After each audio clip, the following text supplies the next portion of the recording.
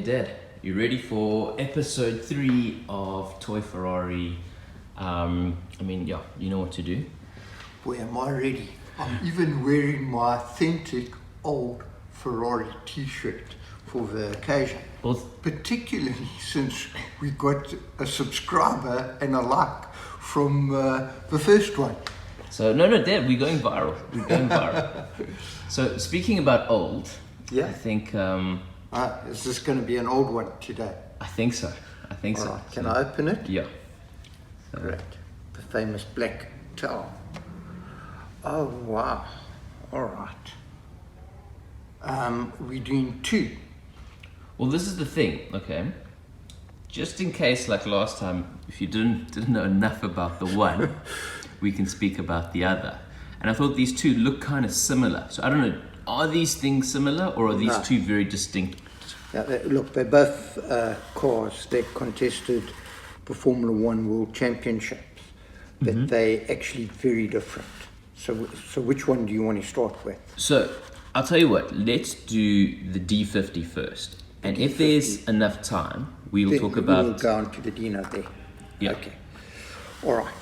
So this D50 Ferrari, at this particular time of Formula One history, and we're talking the 1950s, Yeah.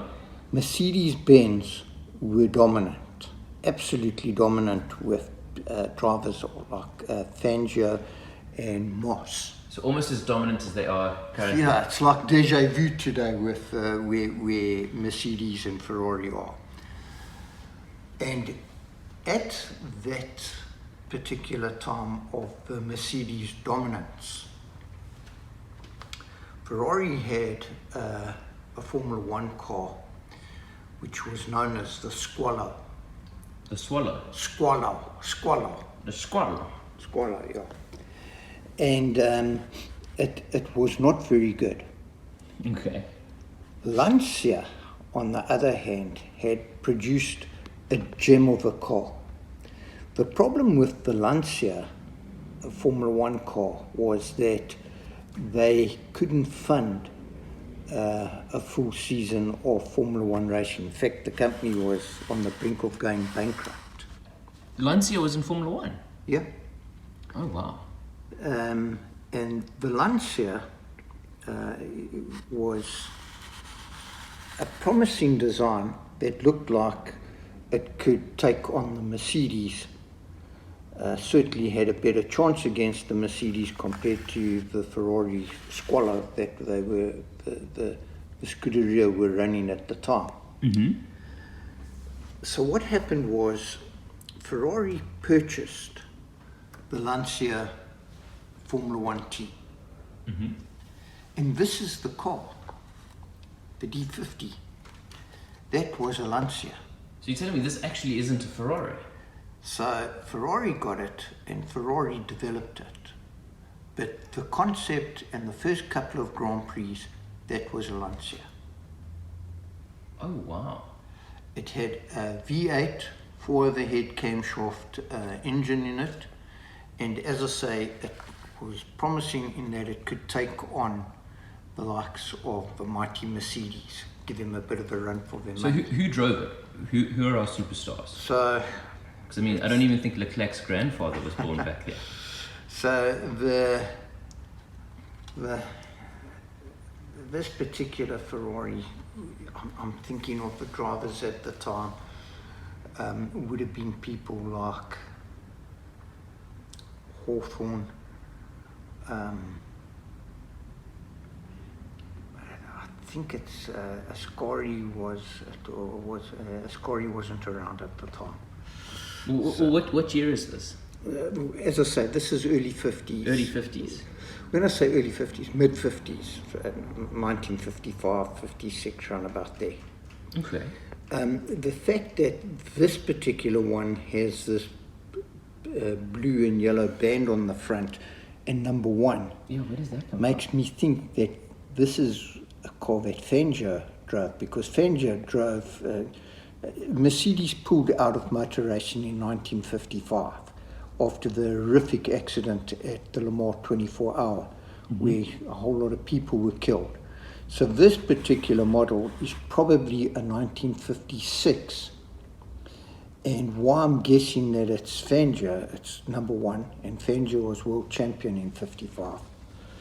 And those look like Argentinian colours, so maybe this is a Fangio piloted D50 car. But as I say, in actual fact, started life as a Lancia. If you have a look at it here, what was quite interesting, the engine didn't sit, it was a longitudinal insert, but it was off-centered. So it sat almost at an angle like that. And that was because instead of the drive shaft running directly under the seat and having the driver sit high up, the drive shaft ran next to the driver.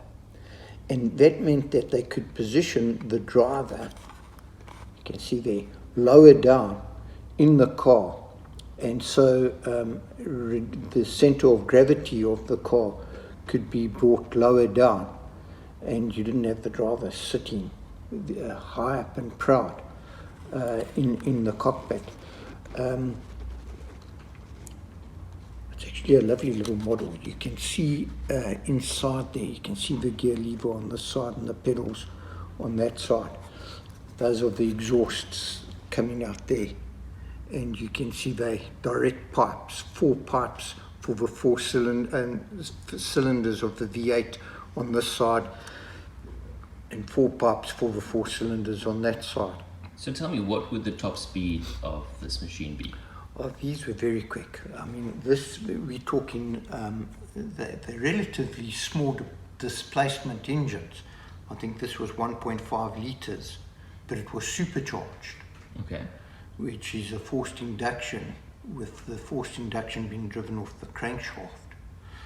And they were very fast indeed. I mean, you took a circuit like Monza where they had the high banking oval, and these cars were probably only limited in their top speed by the tyre construction. And in those days, the tyre would have been Engelbrecht.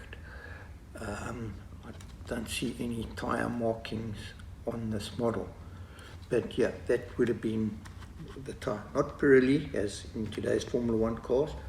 In those days, Engelbrecht, I think is the way you said it, was the tyre of the day. Okay. So yeah, fabulous car. What's interesting, these pontoons on the side here, those were the fuel tanks. Oh, is that the fuel tank? Yeah, so they had the fuel in the side there.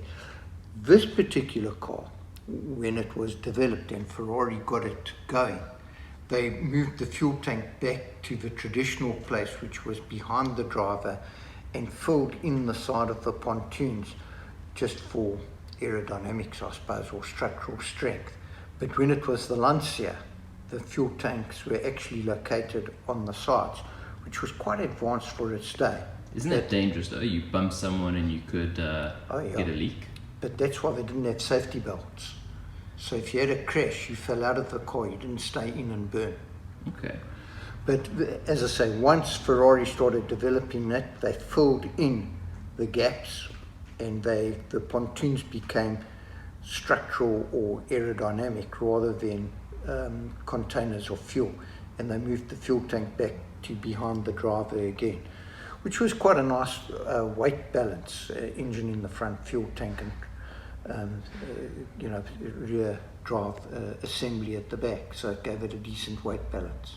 And I see we are coming up to 10 minutes, so is there anything else you want to say about this car? Like one last fun fact? No, that's it there, and then maybe another time we'll do this one, because this was probably one of the most successful Grand Prix cars of all time. Okay, well, we'll do that one next. So tell everyone to hit the like button.